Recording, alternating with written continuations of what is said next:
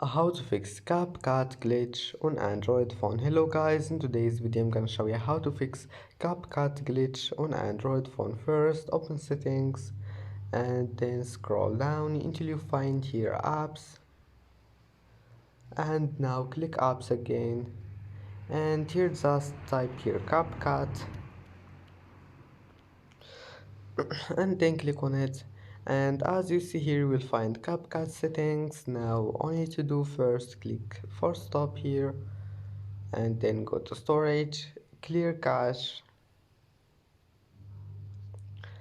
and now go to permissions, allow all of those permissions here, and after that go back to this one here, battery, click on it and then enable performance mode, and that's it. Now just restart your phone and try again and your problem must be fixed.